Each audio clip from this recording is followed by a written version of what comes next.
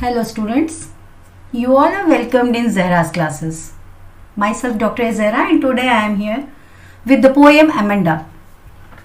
This poem is written by Robin Klein and it is taken from your first flight book. Students, first let me give you a very small background of this poem. आप सब लोग जिस as में हैं और इस as में बहुत सारी चीज़ें, बहुत इमेजिनेटिव वर्ल्ड होता है आप बच्चों का, आप लोग के दिलो दिमाग पे एक फेरी टेल जैसा सारी चीज़ें लगती हैं। आप लोगों को लगता है कि सारी चीज़ें हमारे अकॉर्ड्स में होनी चाहिए, हमारे तरीके से होनी चाहिए और ऐसा सोचना भी जायज़ है।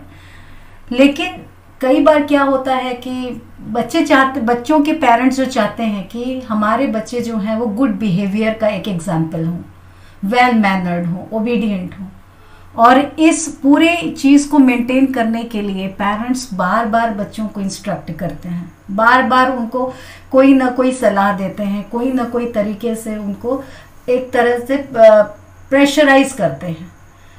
कहीं ना कहीं ये बच्चे के दिमाग में होता है कि हम प्रेशर्ड हैं, हमारे ऊपर बहुत कॉन्स्टेंटली प्रेशर हो रहा है कि हम बहुत वेल बिहेव्ड गर्ल बने या वेल बिहेव्ड बॉय बने, क्योंकि सोसाइटी में हमें अपने आप को प्रूव करना होता है।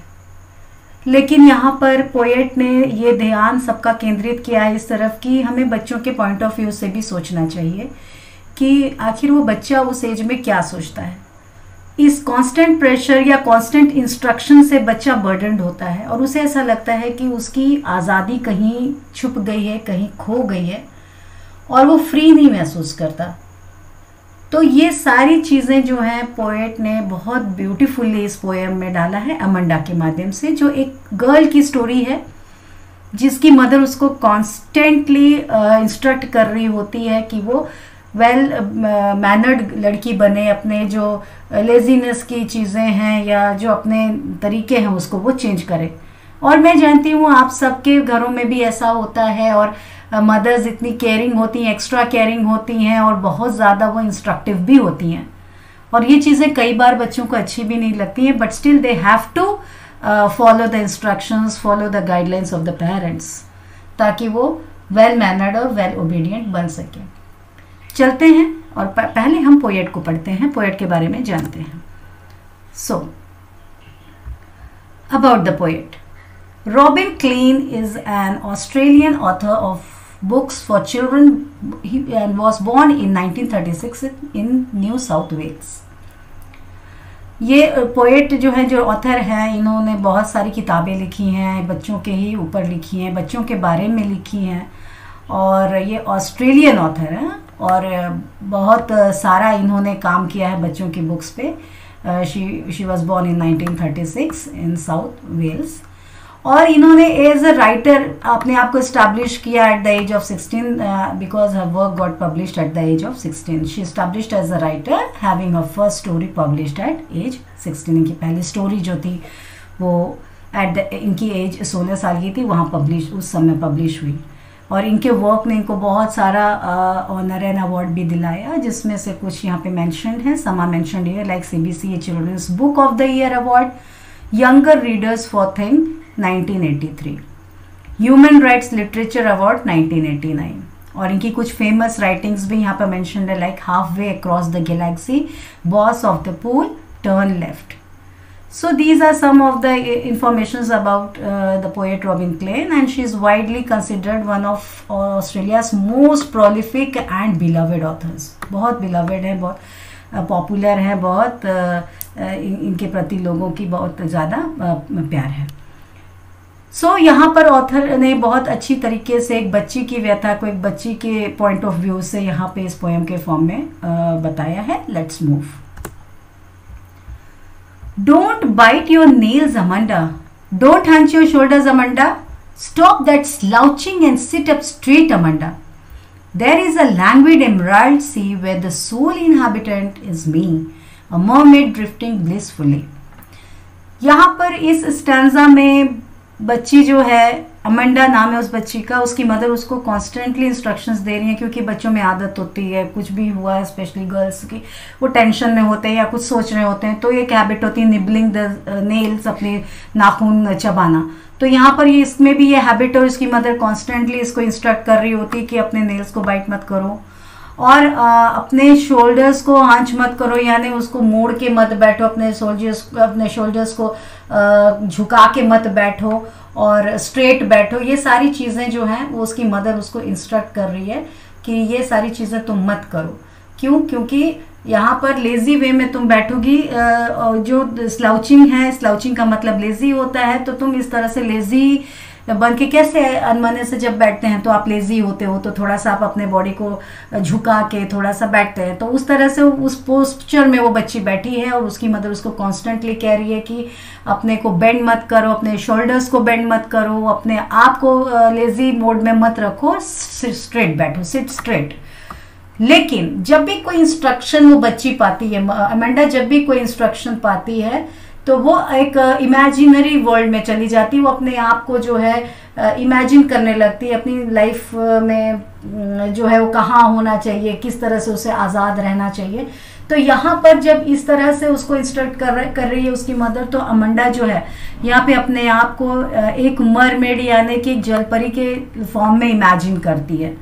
वो सोचती है कि एक एमराल्ड सी हो, एमराल्ड यानी एमराल्ड का मतलब यहाँ पे ग्रीन कलर से होता है, तो जो हरा पानी जो हो रहा है समंदर में, वो ग्रीन वाटर में मैं कहीं बहुत वहाँ का वातावरण लैंग्विड है, यानी कि यहाँ पे बहुत ज़्यादा रिलैक्स्ड समंदर है, कोई उसमें कोई भी उसमें इस तरह का मूवमेंट नहीं है, शांत है, रिलैक्स्ड है। और वो शांत समंदर में कहीं मैं एक अकेली सोल इनहैबिटेंट यानी कहीं मैं एक अकेली वहाँ पे मरमेड हूँ और ड्रिफ्टिंग ब्लिसफुली यानी बहुत आराम से मैं उस समंदर के पानी में अपने आप को अकेले रिलैक्स मोड में अपनी लाइफ को मैं लीड कर रही हूँ। और वो पानी का जो बहाव है, जो करंट है, वो उसको बहुत रिलैक्सिंग फील करा रहा है और एनवायरनमेंट को भी बहुत रिलैक्सिंग फील करा है। तो उस पानी में ड्रिफ्ट होती जा रही है और उस पानी के करंट के साथ वो कैरिड अवे हो रही है। तो ये जैसे ही मदर का ये इंस्ट्रक्शन आता है,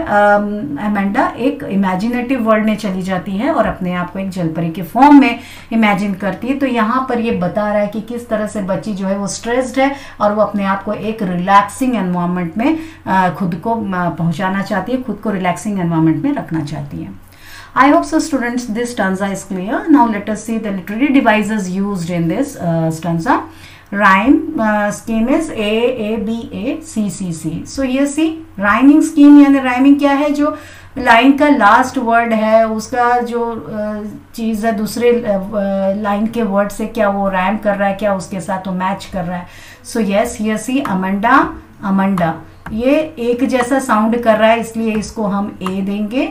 लेकिन तीसरी लाइन में stop that slouching and sit up straight, यहाँ पे this is not matching with Amanda, Amanda, so here we will mark it as B.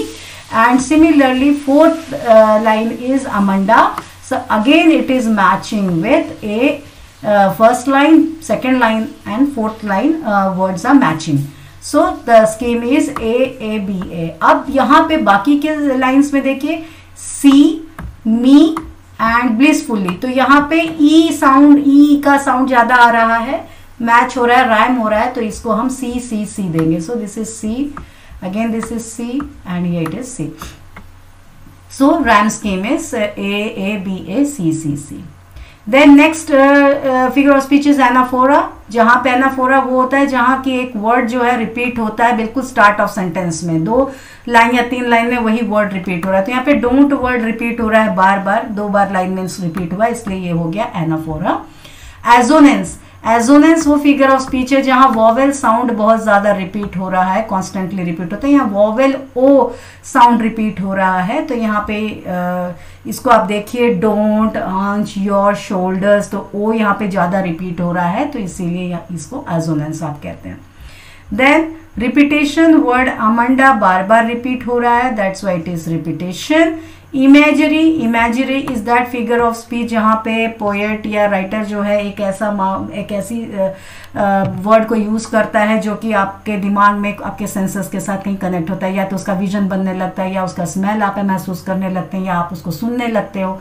तो इस तरह की वॉइस या इस तरह का कोई एक वर्ड यूज होता है, साउंड यूज होता है, जिससे कि आप एक इमेजिनरी वर्ल्ड में उसको इमेजिन करने लगते हैं। तो यहाँ पर ड्रिफ्टिंग ब्लिसफुली यानी बहुत आराम से, सो यहाँ पे ड्रिफ्टिंग वर्ड जो है वो यूज हो रहा है, और वो ड्रिफ्टिंग ब्लिसफुली का मतलब कि वो बच्ची जो है अपने आप को इमेजिन कर रही है, और आपके दिमाग में वो आ रहा है कि किस तरह से वो समंदर के पानी में उनकी लहरों के साथ किस तरह से वो खेल रही है। तो ये आपके दिमाग में एक इमेजिनरी फिगर आ जाता है, आप इमेजिन करने लगते हैं, वो एक विजन बनने लगता है, इसीलिए ये फिगर ऑफ स्पीच इमेजरी है। देन एलिटरेशन, यहाँ पे एस साउंड जो है, एलिटरेशन वो फिगर ऑफ स्पीच है जिसमें कोई भी एक लेटर का साउंड जो है कॉन्स्टेंटली किसी भी वर्ड के स्टार्ट में आता है, उस पर्टिकुलर लाइन में बार बार वो रिपीट होता है। तो उस यहाँ पे sound S is being repeated at the start of closely packed words. तो यहाँ पे देखिए stop that slouching and sit up straight, तो यहाँ पे एस एस एस कई वर्ड्स का स्टार्टिंग है और साउंड एस आ रहा है, एस साउंड बार बार रिपीट हो रहा है, like stop slouching sit straight, तो एस इज बार बार रिपीट हो रहा है, therefore it is alliteration. Then allusion, एल्यूजन में कोई भी एक इमेजिनरी कैरेक्टर या क्रिएचर को यूज किया जाता है। यहाँ पे मरमेड कोई एक वास्तविक चीज नहीं है जो कि अस्तित्व में नहीं है, लेकिन एक इमेजिनरी कैरेक्टर है। ये फेरी टेल कैरेक्टर्स हैं या इस तरह के क्रिएचर्स हैं। तो यहाँ पे मरमेड यूज हुआ है, इसलिए यहाँ ये फिगर ऑफ स्पीच जो आता है वो होता है एल्यूजन। So I hope so the stanza and its literary devices is clear. Now we'll move on to next stanza. Did you finish your homework, Amanda? Did you tidy your room, Amanda? I thought I told you to clean your shoes, Amanda. I am an orphan roaming the street. I pattern soft dust with my hushed bare feet. The silence is golden, the freedom is sweet. So यहाँ पर Amanda की mother फिर से उसको instruct कर रही हो रही है कि मैंने तुम्हें होमवर्क जो पता था, जो होमवर्क तुम्हें मिला है, क्या तुमने वो होमवर्क किया? मैंने इंस्ट्रक्ट किया था होमवर्क करने के लिए, so have you done your homework और नॉट। अब यहाँ पर दूसरा इंस्ट्रक्शन फिर इमीडिएटली आता है कि अपने रूम को अपने टैडी, क्या है होप सो ये ज्यादातर गर्ल्स को ये घर पे ये इस तरह का इंस्ट्रक्शन मिलता ही रहता होगा कि सफाई करो, अपना काम करो, या बच्चों को पढ़ने के लिए पेरेंट्स बार बार बोलते हैं पढ़ाई करो, होमवर्क करो। सो कहीं ना कहीं ये बार बार का जो इंस्ट्रक्शंस है या बार बार का जो पॉइंटिंग आउट है इंक्वायरी के तौर पे कि ये किया कि नहीं, वो किया कि नहीं, कहीं ना कहीं यहाँ से बच्ची जो है वो परेशान हो जाती है। तो यहाँ पर मदर का फिर से एक इंक्वायरी आती है कि क्या तुमने अपना होमवर्क किया, क्या अपने रूम की सफाई की, मैंने तुमसे कहा था कि अपने जूते साफ करके रखो, क्या अपने शूज को तुमने क्लीन किया। तो जब ये इस तरह का इंस्ट्रक्शन सुनती है तो फिर से वो एक इमेजिनरी वर्ल्ड में चली जाती है और वहां पे वो सोचती कि काश मैं एक ऑर्फन बच्ची होती। ऑर्फन यानी जो अनाथ बच्चे होते हैं जिनका कोई गार्जियन नहीं होता, जिनके कोई सरपरस्त नहीं होते हैं और जो खुले सड़क पे घूमते होते हैं। इसका मतलब कि वो अपने आप को, ये कहने का मतलब यहाँ पर ये है कि वो बच्ची अपने आप को सोचती कि काश मैं बिना पेरेंट्स के होती, तो अगर पेरेंट्स नहीं होते तो मैं फ्रीली कहीं भी घूम सकती थी, किसी भी तरह से मैं रह सकती थी और अपने नंगे पैरों से वो स्ट्रीट पर चल सकती थी, रेत पे वो कोई आकृति, किसी तरह का पैटर्न वो ड्रॉ कर सकती थी, डस्ट में, मिट्टी में खेल सकती थी वो अपने बेयर फुट से, और जो बहुत साइलेंट तरीके से वो सारा काम कर सकती थी, इस तरह का जो एक फ्री बच्चा करता है। और वहां पे उसे ऐसा लगता है कि वहां की जो साइलेंस होगी वो बड़ी गोल्डन है और फ्रीडम जो है बड़ा स्वीट सा होगा। क्यों? क्योंकि वहां पे ना तो कोई पेरेंट होगा, ना तो किसी तरह का इंस्ट्रक्शन होगा, ना कोई इंक्वायरी उनके ऊपर बैठेगी, ना तो वो किसी तरह से प्रेशराइज महसूस करेंगे। तो वहां की जो साइलेंस है वो अब खेलना, वो साइलेंस को महसूस करना चाहती है, वो डस्ट में खेलना चाहती है अपने नंगे पैर से, क्योंकि वो बार बार के इंस्ट्रक्शन से वो बिल्कुल बुरी तरह से वो फेडअप हो चुकी है और इसीलिए उसको साइलेंस जो है वो बड़ा सुनहरा लगता है, गोल्डन लगता है, मतलब बहुत प्रेशियस है उसके लिए। गोल्डन का मतलब यहाँ पे गोल्ड क्या होता है? बहुत प्रेशियस, बहुत अनमोल। तो वहां पे साइलेंस उसको गोल्डन लगता है, माने कि उसकी मदर बार बार बोल रही है, पेरेंट्स बार बार इंस्ट्रक्ट कर रहे हैं, तो वो साइलेंस एनवायरमेंट नहीं है। एनवायरमेंट में साइलेंस नहीं है, तो वो इस तरह का साइलेंस चाहती है जहाँ कोई उसको इंस्ट्रक्शन न दे, सारी चीज़ें शांत हो। तो उस तरह का साइलेंस इसको बड़ा प्रेशियस है, लगता है, गोल्डन है क्योंकि वो, और फ्रीडम भी बहुत स्वीट लगता है, माने कि वो फ्री है, तो फ्री है तो उसको बहुत अच्छा लग रहा है, वो बिल्कुल मीठा जैसा एक उसको लग रहा है कि वो फ्रीडम जो है बहुत स्वीट है। और इसलिए ये यहाँ पे ये बात कही गई है, इसका मतलब ये है कि वो कभी भी अपने आप को फील नहीं कर पाती, फ्री फील नहीं कर पाती है, कभी भी वो अपने आप को साइलेंट एनवायरनमेंट में नहीं रखती जब भी उसकी मदर उसके साथ होती है। तो ये था सेकेंड स्टैंजा का explanation. Again rhyming scheme same है, ए ए डी ए ई ई। अब यहाँ पे डी और इसलिए है क्योंकि पिछले स्टैंजा के वर्ड्स के साथ राइम नहीं कर रहा है, इसीलिए यहाँ पे हमने दूसरा वर्ड डाला है डी एंड यहाँ पे ई ई ई। जैसे शूज, तो वहां पिछले स्टैंजा में कुछ और वर्ड था तो उसको हमने बी दिया था, यहाँ पे शूज उस लाइन से नहीं मैच कर रहा है, उस वर्ड से नहीं राइम कर रहा है, तो यहाँ पर हमने डी दे दिया। एंड यहाँ पे स्ट्रीट, फीट, स्वीट, तो ये ट का वर्ड बार बार रिपीट हो रहा है, तो यहाँ पे ई ई ई हमने डाल दिया। तो यहाँ पे सेम राइमिंग स्कीम है। एनाफोरा, यहाँ पे एनाफोरा अगेन बताया कि जो सेम वर्ड 2 या 3 लाइन से लाइन में स्टार्टिंग वर्ड होता है और रिपीट होता है, उसको आप एनाफोरा कहते हैं। लाइक डिड यू और डिड यू दोनों लाइंस में रिपीट हो रहा है, इसलिए ये एनाफोरा है।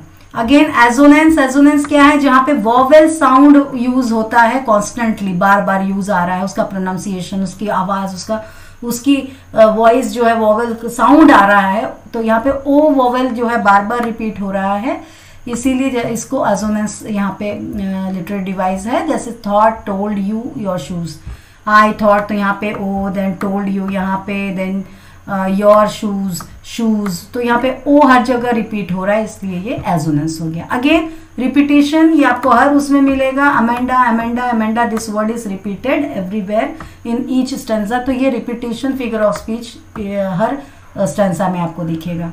अगेन मेटाफोर यहाँ पर एक है, जो मेटाफोर का मतलब कि किसी भी वर्ड जो है कोई एक चीज दूसरे से कंपेयर की जा रही है। यहाँ पे साइलेंस को कंपेयर किया जा रहा है प्रेशियस थिंग में, जैसे गोल्डन के साथ, गोल्ड के साथ कंपेयर किया गया है, उसी तरह से फ्रीडम को कंपेयर किया गया है स्वीट के साथ। That's why here the figure of speech is metaphor.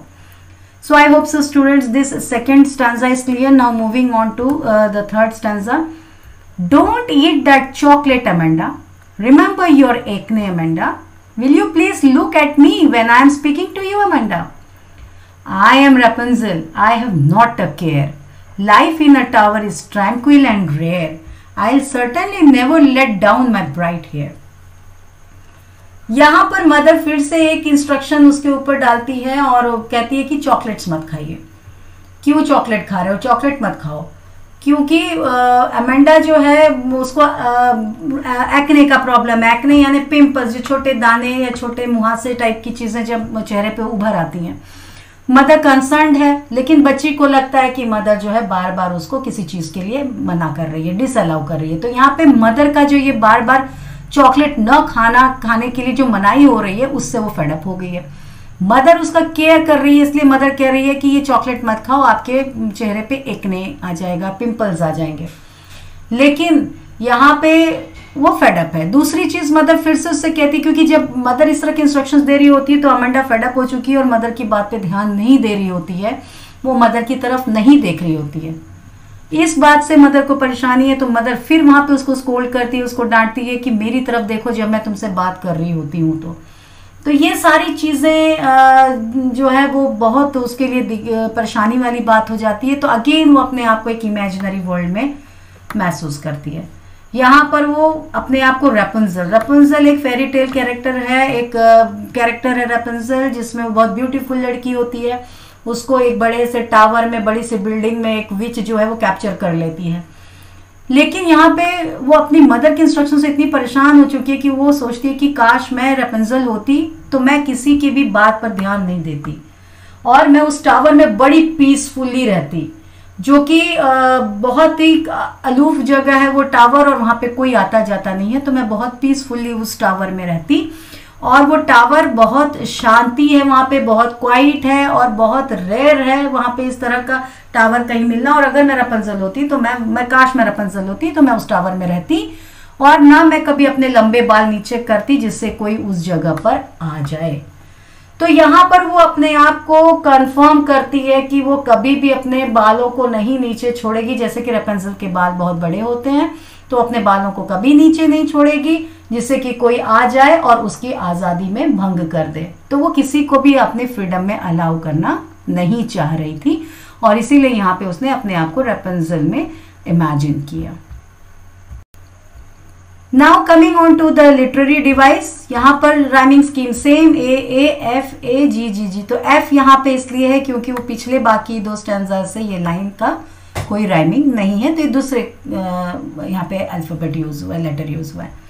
Then coming on to like this one, care rare bright hair. तो यहाँ पे र का यूज हुआ है, केयर हेयर रेयर। तो यहाँ पे ये पिछले स्टैंजा से नहीं मैच कर रहा लेकिन सेम सीक्वेंस है इसलिए यहाँ पे इसको हम जी जी जी डाल रहे हैं। राइमिंग स्कीम सेम है। एल्यूजन अगेन यहाँ पे यूज हुआ है। कौन सा एल्यूजन क्या होता है? कोई भी एक इमेजिनरी कैरेक्टर या fairy tale character, famous character को यूज किया जाता है अपने पोएम में या राइटिंग में, तो उसको एल्यूजन कहते हैं। यहाँ पे रेपेंजल यूज हुआ है, वो भी एक फेरी टेल कैरेक्टर है, तो यहाँ पे ये figure of speech, this is allusion. Coming on to assonance, again use of vowel sound. So ये E and O, these two vowel sounds are used, तो इसलिए यहाँ पर ये एजोनेंस हो गया। तो will you please look at me, तो विल यू प्लीज, ये पूरे लाइन में आप देखिए, will you please look at me when I am speaking, you look, तो ये चीजें जो है और रिपीट हो रहा है, प्लीज, मी, स्पीकिंग, तो ये चीजें जो है ई साउंड यूज हो रही है, तो यहां पर ये हो गया एजोनेंस, ई और ओ साउंड जो है वो यूज हो रहा है। देन रिपीटेशन, अगेन ये मैंने बताया था, सॉरी कंसोनेंस, कॉन्सोनेंस वो होता है जहां पे कॉन्सोनेंट का कोई भी लेटर, कॉन्सोनेंट लेटर का जो साउंड है वो रिपीट होता है। तो यहाँ पे आर साउंड रिपीट हो रहा है, like Rapunzel, not a care, bright hair, तो ये पूरे में आर आर आर कॉन्स्टेंटली ये शब्द जो, ये वर्ड जो, सॉरी ये लेटर जो है इसका साउंड बार बार रिपीट हो रहा है आर का, सो ये कॉन्सोनेंस हो गया। एंड देन रिपीटेशन जो कि हर स्टैंजा में है, इसमें भी है, अमेंडा बार बार रिपीट हुआ है। So this is about this stanza. Now coming on to last stanza. Stop that sulking at once, Amanda. You are always so moody, Amanda. Anyone would think that I nagged at you, Amanda. So यहाँ पर ये last stanza में mother फिर से उसको instruct कर रही है, मदर फिर से उसको वॉर्न करती है यहाँ पर, क्योंकि वो इसका जो मैनरिज्म है वो अमेंडा का मम्मी को पसंद नहीं आता है। अमेंडा, इस एज में बच्चे बार बार मूडी होते हैं, उनका कहीं फ्लक्चुएशन ऑफ मूड होता है, लेकिन मदर को ये लगता है कि हमेशा बैड मूड में होती है, कोई भी बात वो नहीं सुनती है। तो मदर यहाँ पे उसको वार्न करे कि इस तरह का एटीट्यूड या इस तरह का मूड जो है वो नहीं रखना चाहिए, तुम्हें चेंज करना चाहिए, इस तरह की सल्किंग जो यानी बैड मूड में हमेशा होती हो वो मत करो। यहाँ पे मम्मी उसको बार बार नैग कर रही है, हरास कर रही है, और उसे ये लगता है, मम्मी को भी लगता है कि अगर इस तरह के मूड से वो किसी के सामने जाएगी तो लोग ये सोचेंगे कि इसकी मदर ही इसको हरास कर रही है, क्योंकि इसका मूड हमेशा अनस्टेबल होता है। क्यों? क्योंकि इसके लिए इसकी मदर हमेशा इसको स्कोल्ड कर रही है, इसको हमेशा डांट रही है। तो कहीं ना कहीं मदर की वजह से ही ये बच्ची कहीं इस तरह से तो नहीं है, या इस तरह का बैड बिहेवियर तो नहीं है इस बच्ची का। तो मदर अपने आप को सिक्योर करना चाहती हैं और बच्ची को वार्न करना चाहती हैं कि अपने ऑड मैनर को वो हटा दे। अब यहाँ पे ये बच्ची ने अपने आप को कहीं किसी और माहौल में इमेजिन करना छोड़ दिया है। अब वहाँ पे वो इमोशनल जो उसकी मदर उसको बार बार बोल रही है और बार बार उसको डांट रही है, तो उसको ये चीज़ अब समझ में नहीं आती और अपनी मदर का डोमिनेटिंग जो नेचर है वो उसके ऊपर अब हावी हो जाता है और बच्ची अब यहाँ पे साइलेंट हो जाती है। वो किसी भी तरह का कोई भी अब इमेजिन कोई भी कैरेक्टर नहीं कर रही है, अपने आप को किसी और वर्ल्ड में नहीं ले जाती है और वहाँ पर वो खुद से साइलेंट हो जाती है। और यहाँ पे बच्ची जो है हमेशा ऑप्रेस्ड फील कर रही है, क्योंकि कॉन्स्टेंटली उसकी मदर जो है उसको नैगिंग कर रही है। तो इसीलिए वो यहाँ पर बहुत शांत हो जाती है, साइलेंट हो जाती है। सो स्टूडेंट्स यहाँ पे राइमिंग स्कीम जो है सेम A है, A यहाँ पे A and here another one U, so this is H and alliteration है स्टॉप दैट सल्किंग, तो S साउंड जो है वो बार बार रिपीट हो रहा है, stop that sulking, so this is alliteration and again repetition. Here use of word Amanda is there, 3 times the word is used, so it is repetition. So students, I hope so this poem is beautiful, you have understood the things.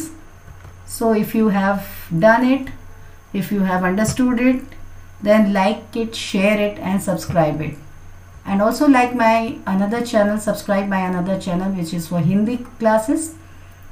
And don't forget to press the bell icon, इसको bell icon को दबाना मत भूलिए, जिस तरह से नया lecture episode कोई भी लेक्चर अपलोड होगा तो वो आप तक पहुंचेगा. So thanks for watching, all the best students.